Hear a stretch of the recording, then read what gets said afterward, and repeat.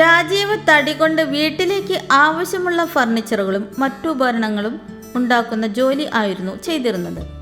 അയാളുടെ ഗ്രാമത്തിൽ അയാളായിരുന്നു ഇങ്ങനെയുള്ള ജോലികൾ ചെയ്യുന്ന ആദ്യത്തെ വ്യക്തി.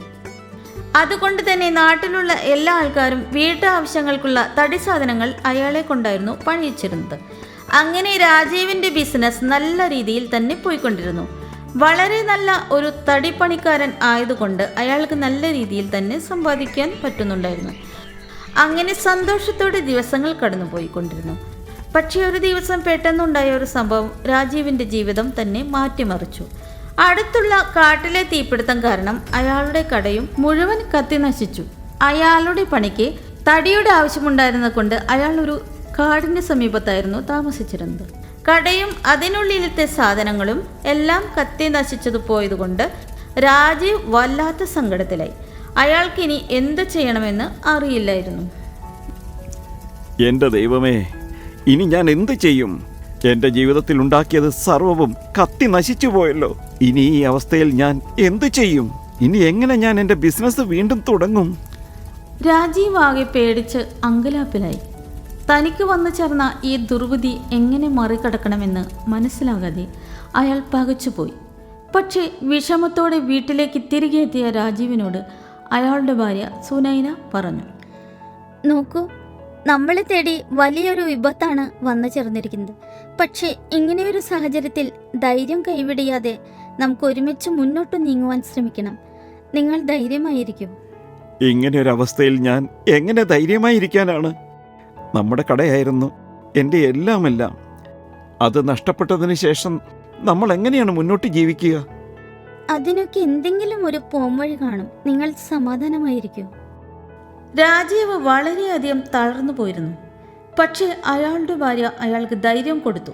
അങ്ങനെ അയാൾ വീണ്ടും ധൈര്യം സംഭരിച്ച് ഭാവിയിൽ എന്ത് ചെയ്യണം എന്നതിനെക്കുറിച്ച് ആലോചിക്കുവാൻ തുടങ്ങി. രാജീവും സുനൈനയും തങ്ങൾക്ക് നേരിടേണ്ടി വന്ന ഈ അവസ്ഥയിൽ നിന്നും എങ്ങനെ കരകയറാം എന്നതിനെക്കുറിച്ച് ദിവസങ്ങളോളം ആലോചിച്ചു കൊണ്ടിരുന്നു. പക്ഷേ അവർക്ക് ഒരു തീരുമാനമെടുക്കാൻ ബുദ്ധിമുട്ടായിരുന്നു. വീട്ടു ചിലവുകൾ നടത്തുവാൻ പോലും പണമില്ലാതെ അവർ ബുദ്ധിമുട്ടി. നല്ല രീതിയിൽ തന്നെ ജീവിച്ചു കൊണ്ടിരുന്ന അവർക്ക് രണ്ടുപേർക്കും ഈ സാഹചര്യം നേരിടാൻ വളരെ ബുദ്ധിമുട്ടായിരുന്നു. അങ്ങനെയിരിക്കെ ഒരു ദിവസം സുനൈനയുടെ വലിയമ്മ അവരെ കാണുവാനായി വീട്ടിലേക്ക് വന്നു. സുനൈനയുടെ ഈ അവസ്ഥ കണ്ട് വല്യമ്മയ്ക്ക് സങ്കടമായി. അത് കണ്ട് അവർ പറഞ്ഞു, അയ്യോ മോളെ, ഇത്രയും ബുദ്ധിമുട്ടായിരുന്നെങ്കിൽ എന്നോടൊന്ന് പറയാമായിരുന്നല്ലോ. എനിക്ക് ചെയ്യാൻ പറ്റുന്ന സഹായം ഞാൻ ചെയ്തേനെ മക്കളെ. ശരി, ഇനി ഞാനൊരു കാര്യം പറയാം. നിന്റെ മുത്തശ്ശിയുടെ വീടിനടുത്ത് എൻ്റെ ഒരു പഴയ വീടുണ്ട്. അവിടെ ഇപ്പോൾ ആരും താമസമില്ല. നിങ്ങൾ കുറച്ച് ദിവസത്തേക്ക് അവിടെ പോയി സമാധാനമായി ജീവിക്കും. പിന്നെ ജോലിയെക്കുറിച്ച് ആലോചിച്ച് നിങ്ങൾ ആശങ്കപ്പെടേണ്ട. നിങ്ങൾക്ക് എന്ത് വേണമെങ്കിലും അവിടെ കിട്ടും. അതെങ്ങനെ? അവിടെ ഒരു സാധനത്തിനും ഒരു കുറവുമില്ല. പക്ഷേ വല്യമ്മ എന്താണ് അവിടെ താമസിക്കാത്തത്? അത് മോളെ, എനിക്ക് ഇവിടെ താമസിക്കുവാനാണ് ഇഷ്ടം. അതുകൊണ്ടാണ് ഞാൻ അവിടേക്ക് പോകാത്തത്. വലിയമ്മ പറഞ്ഞ കാര്യങ്ങളെല്ലാം സുനൈന രാജീവിനോട് പറഞ്ഞു. സുനൈന പറഞ്ഞ കാര്യങ്ങളെല്ലാം കേട്ടിട്ട് രാജീവ് വലിയമ്മയുടെ വീട്ടിലേക്ക് പോകുവാൻ തയ്യാറായി. അടുത്ത ദിവസം തന്നെ രണ്ടുപേരും കൂടി വലിയമ്മയുടെ വീട്ടിലേക്ക് പുറപ്പെട്ടു. മണിക്കൂറുകൾ യാത്ര ചെയ്തതിന് ശേഷം അവർ ആ വീടിന് മുൻപിലെത്തി. ആ വീട് പുറത്തുനിന്നും കണ്ടാൽ അവിടേക്ക് ആരെങ്കിലും വന്നിട്ട് കുറേ വർഷങ്ങളായി എന്ന് തോന്നുമായിരുന്നു. ആ വീടിൻ്റെ അടുത്തെങ്ങും ആരുമില്ലായിരുന്നു. യാത്ര ചെയ്ത് ക്ഷീണിച്ചു വരുന്ന രാജീവും സുനൈനയും വീട്ടിനുള്ളിലേക്ക് കയറി. രണ്ടുപേരും അകത്തേക്ക് കയറിയ ഉടൻ അവർ അവിടെ കണ്ട കാഴ്ച അതിശയിപ്പിക്കുന്നതായിരുന്നു. അവർ കണ്ണുമിഴിച്ച് നിന്നുപോയി.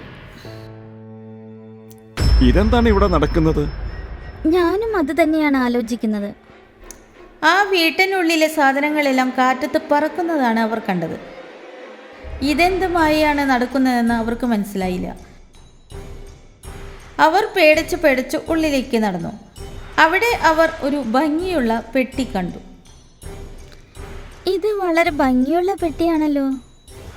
അതെ, നീ പറയുന്നത് ശരിയാണ് സുനൈന. എന്തൊരു ഭംഗിയാണ് ഇത് കാണുവാൻ. നിങ്ങൾക്കെല്ലാവർക്കും വളരെ നന്ദി. എനിക്കറിയാം ഞാൻ വളരെ ഭംഗിയുള്ള ഒരു പെട്ടിയാണെന്ന്. പെട്ടി സംസാരിക്കുന്നത് കേട്ട് സുനൈനയും രാജീവും പേടിച്ചുപോയി.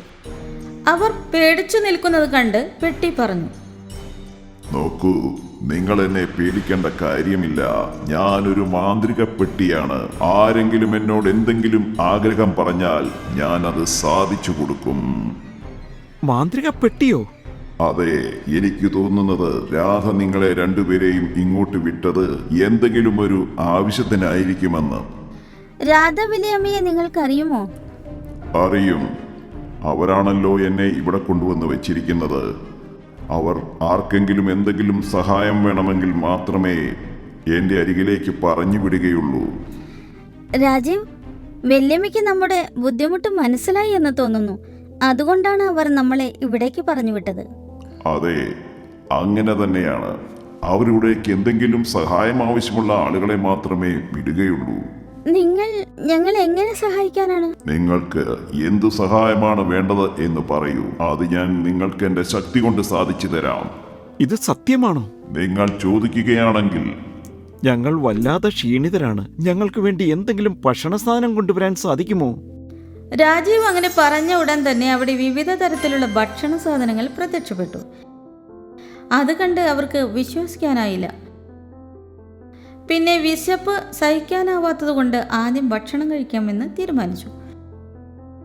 ഭക്ഷണം കഴിച്ചതിന് ശേഷം രാജീവ് ആലോചിച്ചു ഇനി പെട്ടിയോട് എന്താണ് ചോദിക്കേണ്ടതെന്ന്. ഞങ്ങൾക്ക് ജീവിക്കാനുള്ള വരുമാനമാർഗം ഉണ്ടാക്കി തന്നിരുന്ന ഞങ്ങളുടെ കട പൂർണ്ണമായും കത്തി നശിച്ചുപോയി.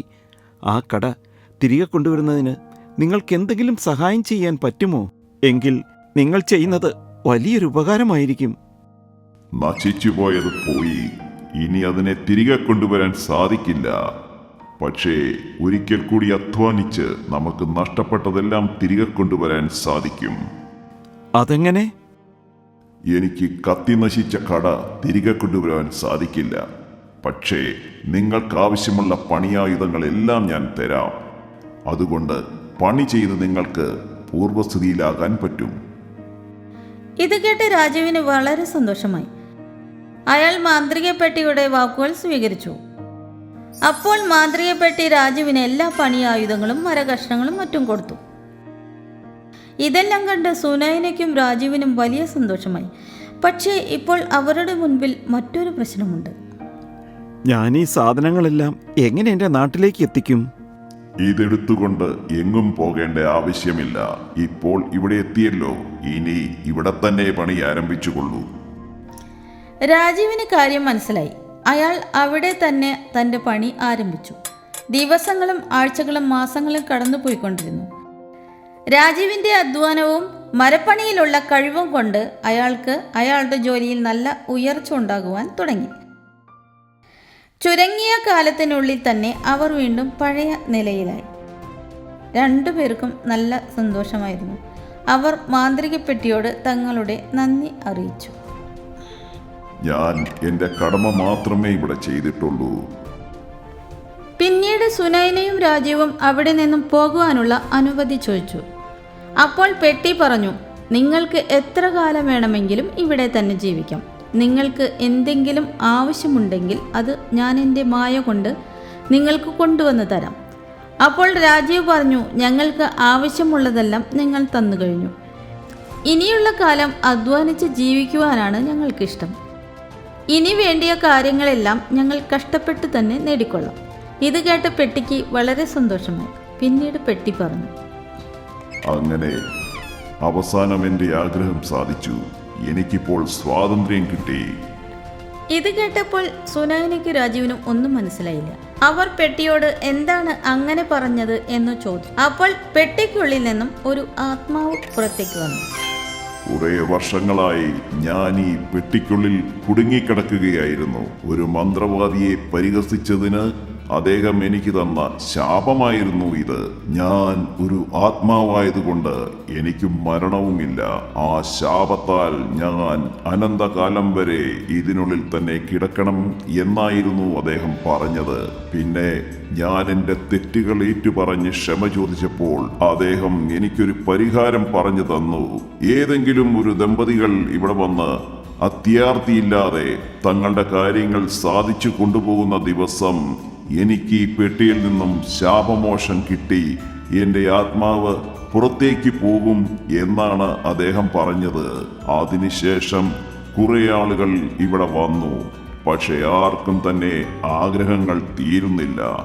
നിങ്ങൾ രണ്ടുപേരുമാണ് ആദ്യമായിട്ട് അത്യാഗ്രഹമില്ലാതെ ഇവിടെ വന്ന് തിരിച്ചു പോകുവാൻ തയ്യാറായ ദമ്പതികൾ. ഇതെല്ലാം എൻ്റെ വല്യമ്മയ്ക്ക് അറിയാവുന്ന കാര്യങ്ങളാണോ? അതെ, നിങ്ങളുടെ വല്യമ്മയ്ക്ക് കാര്യങ്ങളെല്ലാം അറിയാമായിരുന്നു. എന്റെ കഥകളെല്ലാം കേട്ട് അതിനുശേഷം അവരാണ് എന്നെ കാട്ടിൽ നിന്നും എടുത്ത് ഈ വീട്ടിലേക്ക് കൊണ്ടുവന്നു വെച്ചത്.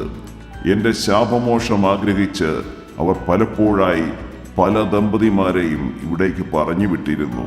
പക്ഷേ ഇന്നാണ് അവരുടെയും എന്റെയും ആഗ്രഹം സഫലമായത്. നിങ്ങൾക്കും നിങ്ങളുടെ അധ്വാനത്തിനുള്ള ഫലവും കിട്ടി. ഞാൻ നിങ്ങളോട് എന്നും ഇതിന് കടപ്പെട്ടിരിക്കും. നിങ്ങൾ കാരണമാണ് എനിക്ക് മുക്തി ലഭിച്ചത്. ആത്മാവ് അവരോട് രണ്ടുപേരോടും യാത്ര പറഞ്ഞുകൊണ്ട് അവിടെ നിന്നും അപ്രത്യക്ഷമായി. അതിനുശേഷം കുറച്ചു ദിവസം അവിടെ തന്നെ താമസിച്ചു. പിന്നീട് അവർ അവരുടെ നാട്ടിലേക്ക് തിരികെ എത്തി. അവിടെ രാജാവ് വീണ്ടും ഒരു കട തുടങ്ങി. സത്യസന്ധതയും അധ്വാനവും കൊണ്ട് അവർ വീണ്ടും അവരുടെ സ്ഥാപനം ഉയർച്ചയിൽ എത്തിച്ചു. അങ്ങനെ അവർ രണ്ടുപേരും വീണ്ടും സന്തോഷത്തോടെ ജീവിക്കാൻ തുടങ്ങി. നിങ്ങൾക്ക് ഞങ്ങളുടെ വീഡിയോസ് ഇഷ്ടമാകുന്നുണ്ടെങ്കിൽ അവ ലൈക്ക് ചെയ്യൂ, ചാനൽ സബ്സ്ക്രൈബ് ചെയ്യൂ. പിന്നെ ഞങ്ങളുടെ കാർട്ടൂൺ ഷോസ് ഏറ്റവും ആദ്യം കാണുവാനായി ബെൽ ഐക്കൺ അമർത്താൻ മറക്കരുത്.